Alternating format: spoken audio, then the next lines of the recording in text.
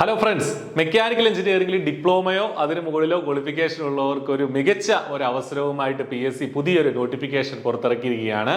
Workshop instructor mechanical engineering, അതായത് mechanical എഞ്ചിനീയറിംഗിലെ workshop instructor ആവുക എന്നുള്ളത്. നമുക്കറിയാം, ഒട്ടേറെ നാളുകളായി മെക്കാനിക്കൽ ഉദ്യോഗാർത്ഥികൾ കാത്തിരിക്കുന്ന ഒരു നോട്ടിഫിക്കേഷനാണ്. നേരത്തെ തന്നെ ഇതിന്റെ പരീക്ഷ വരുമെന്നൊക്കെ പ്രതീക്ഷിച്ചതാണ്. എനിവേ ഈ 2023 പുതിയൊരു കരിയറിന് പുതിയൊരു തുടക്കമിടാൻ വേണ്ടി PSC നമുക്കായിട്ടൊരു സുവർണ അവസരം ഒരുക്കിയിരിക്കുകയാണ്. നമുക്കറിയാം, മെക്കാനിക്കൽ ഉദ്യോഗാർത്ഥികൾക്ക് മാത്രമായിട്ട് ഒരുപാട് വേക്കൻസികളുള്ള ഒരു പോസ്റ്റൊന്നും സാധാരണ PSCകളിൽ അങ്ങനെ പെട്ടെന്ന് വരുന്നതല്ല, അങ്ങനെ സ്ഥിരമായി വരുന്നതല്ല. പക്ഷേ ഈ പോസ്റ്റിലേക്ക് 54 വേക്കൻസികളാണ് നോട്ടിഫിക്കേഷനിൽ തന്നെയുള്ളത്. 54 വേക്കൻസികൾ. നമുക്കറിയാതെ നോട്ടിഫിക്കേഷനിലെ വേക്കൻസികളാണ്. തീർച്ചയായിട്ടും അപ്പോയിന്റ്മെന്റ് വരുമ്പോൾ ഒരു 10-40 വേക്കൻസി കൂടെ എന്തായാലും വരും. ഒരു 100 പേർക്കെങ്കിലും ഇതിൽ നിന്ന് നമുക്ക് അഡ്വൈസ് പ്രതീക്ഷിക്കാം. അതുകൊണ്ട് തന്നെ മെക്കാനിക്കൽ ഉദ്യോഗാർത്ഥികൾക്ക് ലഭിച്ച ഒരു സുവർണ അവസരമാണ്. നല്ലൊരു ശമ്പള സ്കെയിലിൽ ജോലിക്ക് കയറാൻ സാധിച്ച ഒരു സുവർണ അവസരമാണ് ഈ ഒരു പരീക്ഷ എന്നുള്ള കാര്യം നിങ്ങൾ ഓർക്കുക. ഈ പരീക്ഷയുടെ ഒരു എക്സ്പെക്റ്റഡ് സിലബസും ഇത് എങ്ങനെ നമ്മൾ സമീപിക്കണം, എങ്ങനെ നമ്മൾ പഠിച്ചു തുടങ്ങണം എന്നുള്ള കാര്യങ്ങളുമാണ് ഞാൻ ഈ വീഡിയോയിൽ പറയാനായിട്ട് ശ്രമിക്കുന്നത്. ആദ്യം തന്നെ കോഴ്സിനെ കുറിച്ച്, ഈ ഒരു പോസ്റ്റിനെ കുറിച്ച് നമുക്കൊന്ന് പറയാം. അതിന് മുന്നേ പറഞ്ഞുകൊള്ളട്ടെ, ഈ ഒരു പരീക്ഷയ്ക്കായിട്ട്, ഈ വർക്ക്ഷോപ്പ് ഇൻസ്ട്രക്ടർ മെക്കാനിക്കൽ എഞ്ചിനീയറിംഗ് എന്ന പരീക്ഷയ്ക്കായിട്ട് iPlus ഇന്റൻസീവ് ആയിട്ടുള്ള കോച്ചിങ് ഒരുക്കുന്നുണ്ട്. iPlusന്റെ മുൻകാലങ്ങളിലെ കോഴ്സുകൾ പോലെ തന്നെ വളരെ ക്രിസ്പ് ആയിട്ടുള്ള നോട്ടുകളും ഹൈ ക്വാളിറ്റി വീഡിയോ ക്ലാസ്സുകളും മോക്ക് ടെസ്റ്റുകളും അസസ്മെന്റ് ടെസ്റ്റുകളും ഒക്കെ ആയിട്ട് നമ്മുടെ കോഴ്സ് പുരോഗമിക്കുന്നുണ്ട്.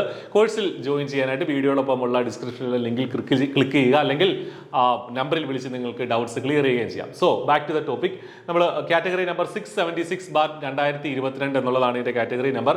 ഫെബ്രുവരി 1 വരെ മാത്രമേ ആപ്ലിക്കേഷൻ കൊടുക്കാൻ സമയമുള്ളൂ. ഇതുവരെ അപ്ലൈ ചെയ്യാത്തവർ തീർച്ചയായിട്ടും അവരവരുടെ പ്രൊഫൈലിൽ ചെന്നിട്ട് ഈ പരീക്ഷയ്ക്കായിട്ട് അപേക്ഷ സമർപ്പിക്കേണ്ടതാണ്. ഓക്കെ, സോ ടെക്നിക്കൽ എഡ്യൂക്കേഷൻ ഡിപ്പാർട്ട്മെന്റിലേക്കാണ് ഇതിന്റെ നിയമനം വരുന്നത്. നമുക്കറിയാം, വർക്ക്ഷോപ്പ് ഇൻസ്ട്രക്ടർ എന്ന് പറഞ്ഞാൽ പ്രധാനമായിട്ടും പോളിടെക്നിക്കുകൾ അല്ലെങ്കിൽ എഞ്ചിനീയറിംഗ് കോളേജുകൾ അല്ലെങ്കിൽ ടെക്നിക്കൽ സ്കൂളുകൾ തുടങ്ങിയ സ്ഥലങ്ങളിൽ വർക്ക്ഷോപ്പ് ഇൻസ്ട്രക്ടർ ആവുക എന്നുള്ളതാണ്. അവിടെയൊക്കെയാണ് നമ്മൾ ജോലി നോക്കേണ്ടി വരിക, ഈ ഒരു ജോലി ലഭിച്ചു കഴിഞ്ഞാൽ. ഓക്കെ, പോസ്റ്റ് ഇതാണ്: വർക്ക്ഷോപ്പ് ഇൻസ്ട്രക്ടർ അല്ലെങ്കിൽ ഇൻസ്ട്രക്ടർ ഗ്രേഡ് 2, ഡെമോൺസ്ട്രേറ്റർ അല്ലെങ്കിൽ draughtsman grade 2 in mechanical engineering എന്നുള്ളതാണ് ഇതിന്റെ തസ്തികയുടെ പേരായിട്ട് കൊടുത്തിരിക്കുന്നത്. ഓക്കെ, അപ്പോൾ പ്രത്യേകം ശ്രദ്ധിക്കുക, ഡ്രാഫ്റ്റ്സ്മാൻ ഗ്രേഡ് 2 എന്നുള്ളതാണ് തസ്തികയുടെ പേര്. നോർമലി ഡ്രാഫ്റ്റ്സ്മാൻ ഗ്രേഡ് 2 നേരത്തേക്ക് ITI ലെവലിലുള്ള ക്വാളിഫിക്കേഷൻ ആയിരുന്നെങ്കിലും ഇവിടെ ഡിപ്ലോമ ലെവലാണ് വരുന്നത്. അതുകൊണ്ട് ചോദ്യങ്ങളും അല്ലെങ്കിൽ പരീക്ഷയുടെ ഒരു പാറ്റേണും ഡിപ്ലോമ നിലവാരത്തിലുള്ള പാറ്റേൺ ആയിരിക്കും എന്നുള്ള കാര്യം പ്രത്യേകം ശ്രദ്ധിക്കുക. ഓക്കെ, ഗ്രേഡ് 2 എന്നുള്ളതാണ് ഇവിടെ എഴുതിയിരിക്കുന്നതെങ്കിൽ പോലും ഡിപ്ലോമയാണ് ബേസിക് ക്വാളിഫിക്കേഷൻ ആയിട്ട് വെച്ചിരിക്കുന്നത്. അതുകൊണ്ട് തന്നെ ചോദ്യങ്ങളും അതേ നിലവാരത്തിലായിരിക്കും എന്നുള്ള കാര്യം പ്രത്യേകം ശ്രദ്ധിക്കുക.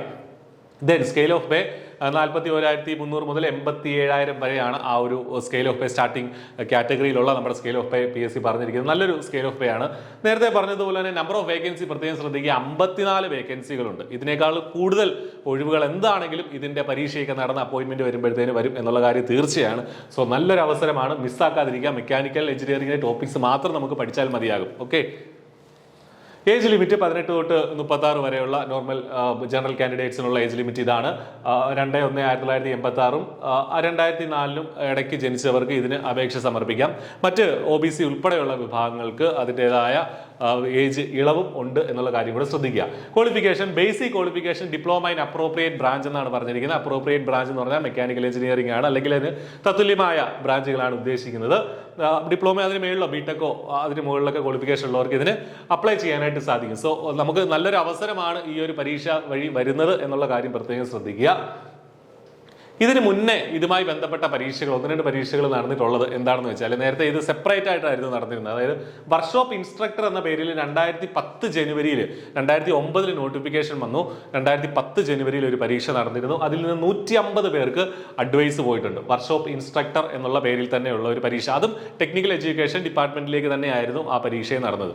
അതിനുശേഷം ഡ്രാഫ്റ്റ്സ്മാൻ ഗ്രേഡ് 2, അതെ ടെക്നിക്കൽ എഡ്യൂക്കേഷനിൽ തന്നെ ഡ്രാഫ്റ്റ്സ്മാൻ ഗ്രേഡ് 2 എന്ന തസ്തികയിലേക്ക് 2014 ജനുവരിയിലും ഒരു പരീക്ഷ നടന്നിരുന്നു. സോ ഇത് രണ്ടും കൂടെ കമ്പൈൻ ചെയ്തിട്ടുള്ള ഒരു തസ്തികയാണ് ഇപ്പോഴത്തെ നോട്ടിഫിക്കേഷനിൽ വന്നിരിക്കുന്നത്. ആ 2014 ജനുവരി നടന്ന പരീക്ഷയിൽ നിന്ന് 33 പേർക്ക് അഡ്വൈസ് പോയിട്ടുണ്ട്. ഓക്കെ, സോ അതുകൊണ്ട് തന്നെ ഇവിടെ നോക്കിയാൽ അറിയാം, നമുക്ക് ഇത്ര വർഷത്തിന് ശേഷം, ഇപ്പോൾ വർക്ക്ഷോപ്പ് ഇൻസ്ട്രക്ടർ എന്നുള്ള പേരിൽ 2010 അവസാനം പരീക്ഷ നടന്നത്. 12 വർഷത്തിന് ശേഷമാണ് ഈ പരീക്ഷ ഇപ്പോൾ നടക്കാനായിട്ട് പോകുന്നത്. ഓക്കെ, ആ കാര്യം പ്രത്യേകം ശ്രദ്ധിക്കുക. അപ്പോൾ നമുക്ക് പഠിക്കേണ്ട കാര്യങ്ങളെ കുറിച്ചൊന്ന് നോക്കിക്കഴിഞ്ഞാൽ മെക്കാനിക്കൽ എഞ്ചിനീയറിംഗിന്റെ ബേസിക് ആയിട്ടുള്ള എല്ലാ സബ്ജക്ട്സും നമുക്ക് പഠിക്കേണ്ടതായിട്ടുണ്ട്. പ്രീവിയസ് ഇയർ ക്വസ്റ്റ്യൻസ്, മുൻകാലങ്ങളിൽ നടന്ന ക്വസ്റ്റ്യൻസിനെ അനലൈസ് ചെയ്ത് നമ്മൾ നോക്കുമ്പോൾ തന്നെ ഇത്തരം കാര്യങ്ങളാണ് ബേസിക് ആയിട്ട് നമുക്ക് പഠിക്കാനുള്ളത്. നമുക്കറിയാം എല്ലാ മെക്കാനിക്കൽ എഞ്ചിനീയറിംഗ് പരീക്ഷകളിലും നമ്മൾ fluid mechanics and hydraulic machines എന്നുള്ള ടോപ്പിക്ക് നിർബന്ധമായിട്ടും അറിഞ്ഞിരിക്കണം. കഴിഞ്ഞ പരീക്ഷകളിൽ വലിയ വെയിറ്റേജ് വന്ന ഒരു ടോപ്പിക്ക് കൂടിയാണ് ഈ പറഞ്ഞ fluid mechanics and hydraulic machines എന്ന് പറയുന്ന ആ ഒരു topic. Then strength of materials obvious ആയിട്ട് നമ്മൾ പഠിച്ചിരിക്കണം. സ്ട്രെങ്ത് ഓഫ് മെറ്റീരിയൽസിന്റെ ബേസിക് തൊട്ടുള്ള കാര്യങ്ങൾ നമ്മൾ പഠിച്ചു തുടങ്ങണം. അതിനകത്ത് മെക്കാനിക്സും ഇൻക്ലൂഡഡ് ആണ്. മെക്കാനിക്സ് ഉൾപ്പെടെയുള്ള കാര്യങ്ങൾ നമ്മൾ പഠിച്ചു തുടങ്ങണം.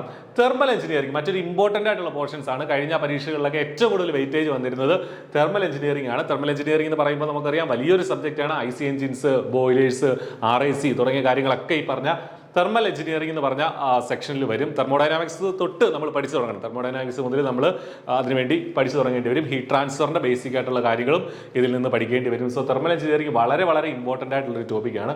മെഷീൻ ഡിസൈൻ ആണ് നമുക്ക് മറ്റ് ഒരു പ്രധാനപ്പെട്ട ഒരു ടോപ്പിക്കായിട്ട് വരിക. അതിനുള്ളിൽ ഈ പറഞ്ഞ വിവിധ മെഷീൻ ഡിസൈനിൽ തന്നെ പല പല ഗവർണർ ഉൾപ്പെടെയുള്ള കാര്യങ്ങൾ നമുക്ക് പഠിക്കേണ്ടിയിരിക്കുന്നു.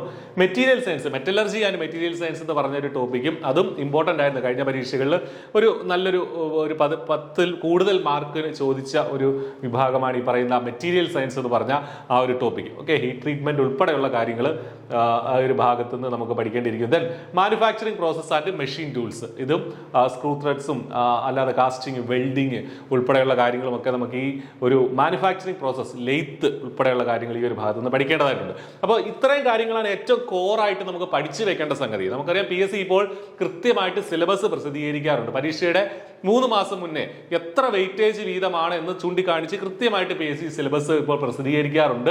അതുകൊണ്ട് നമ്മൾ അതേക്കുറിച്ച് ടെൻഷൻ അടിക്കേണ്ട കാര്യമില്ല. പക്ഷേ നമുക്കിപ്പോൾ പഠിച്ചു തുടങ്ങിയല്ലേ പറ്റുള്ളൂ. പരീക്ഷയുടെ 3 മാസം മുന്നേ വരെ നമുക്ക് വെയിറ്റ് ചെയ്തിരിക്കാൻ പറ്റില്ല.